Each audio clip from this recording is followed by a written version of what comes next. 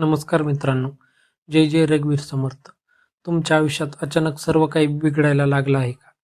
घरात सतत भांडणं, आर्थिक अडचणी, मनात भीती, झोप न लागणे किंवा पूजा करताना अस्वस्थ वाटणे. अनेक लोक अशा अनुभवांना करणे किंवा नकारात्मक ऊर्जेशी जोडतात. पण प्रत्येक अडचणी करणे किंवा बुधबाधेमुळेच होते असे नाही. अनेकदा यामागे मानसिक ताण, आरोग्याच्या समस्या किंवा इतर व्यावहारिक कारणे हे असू शकतात. आजच्या या व्हिडिओमध्ये आपण लोकपरंपरेत सांगितल्या जाणाऱ्या काही समजुती, त्यामागील आध्यात्मिक दृष्टिकोन आणि श्रद्धेने केले जाणारे उपाय जाणून घेणार आहोत. म्हणून हा व्हिडिओ शेवटपर्यंत नक्की पहा. करणी म्हणजे काय?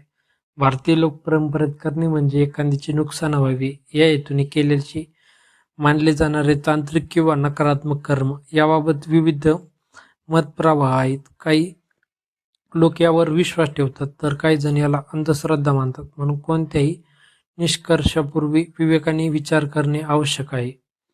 लोकपरंपरेनुसार सांगितली जाणारी काही लक्षणे. काही जण पुढील गोष्टी नकारात्मक ऊर्जेशी जोडतात. सतत वाईट स्वप्न पडणे, कोणतेही काम पूर्ण न होणे, विनाकारण भीती वाटणे, घरात वारंवार भांडणे, व्यवसायात अचानक नुकसान, देवघरात मन न लागणे, सतत नकारात्मक विचार येणे, घरात अस्वस्थ वातावरण जाणवणे. मात्र ही लक्षणे मानसिक ताण, चिंता, झोपेचा अभाव किंवा आरोग्याच्या कारणामुळेही होऊ शकतात. त्यामुळे आवश्यक असल्यास डॉक्टरांचा किंवा मानसिक आरोग्य तज्ज्ञांचा सल्ला घेणे महत्त्वाचे आहे. बुधबाधेबाबत लोकमान्यता. अनेक प्रदेशांमध्ये काही विचित्र अनुभवांना बुधबाधा असे म्हटले जाते. परंतु कोणालाही बुधबाधा झाली आहे असा निष्कर्ष स्वतः काढू नये. अशा वेळी आरोग्याची तपासणी करणे आवश्यक आहे. श्रद्धेने केले जाणारे आध्यात्मिक उपाय. जर तुम्ही आध्यात्मिक साधनेवर विश्वास ठेवत असाल तर पुढील उपाय श्रद्धेने करू शकता. श्री स्वामी समर्थ नाम जप. श्री स्वामी समर्थ या मंत्राचा दररोज 108 वेळा जप करा. हनुमान चालीसा. दर मंगळवारी आणि शनिवारी श्रद्धेने हनुमान चालीसा म्हणावी. श्री गुरुचरित्र पारायण. गुरुवारी श्री गुरुचरित्रातील निवडक अध्याय श्रद्धेने वाचावेत. दीपदान. संध्याकाळी तुपाचा दिवा लावून शांतपणे प्रार्थना करा. घर स्वच्छ ठेवा. घरात स्वच्छता, हवेशीर वातावरण आणि नियमित पूजा यामुळे सकारात्मक वातावरण निर्माण होण्यास मदत होणे. मिठाच्या पाण्याने पुसणे. अनेक घरामध्ये आठवड्यातून एकदा मिठाच्या पाण्याने फरशी पुसण्याची परंपरा आहे. हा उपाय श्रद्धेचा भाग आहे. धूप.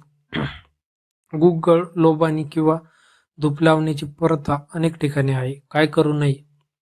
कोणत्याही व्यक्तीवर करणे केल्याचा आरोप करू नका. भीती पसरवणाऱ्या लोकांवर लगेच विश्वास ठेवू नका. पैशांची मोठी मागणी करणाऱ्या तथाकथित तांत्रिकांपासून सावधान राहा. आरोग्याच्या लक्षणांकडे दुर्लक्ष करू नका. सकारात्मक ऊर्जा कशी वाढवावी. दररोज प्रार्थना करा. चांगले विचार ठेवा. आई वडिलांचा आशीर्वाद घ्या. गरजूंना मदत करा. सात्विक आहार घ्या. राग, मत्सर आणि द्वेष कमी करा. नियमित ध्यान करा. मित्रांनो, श्रद्धा मनाला बळ देते, पण भीतीवर आधारलेले निर्णय घेऊ नका. जर तुमच्या आयुष्यात काही अडचणी असतील तर आध्यात्मिक साधनेसह योग्य वैद्यकीय, मानसिक किंवा व्यावसायिक सल्लाही घ्या. मित्रांनो, जर हा व्हिडिओ तुम्हाला आवडला असेल तर व्हिडिओला लाईक करा, शेअर करा आणि आपल्या भक्तिरंग सागर या चॅनलला सबस्क्राईब करा. कमेंटमध्ये नक्की लिहा श्री स्वामी समर्थ. आपल्या सर्वांच्या जीवनात सुख, शांती आणि सकारात्मकता नांदो. जय जय रघुवीर समर्थ.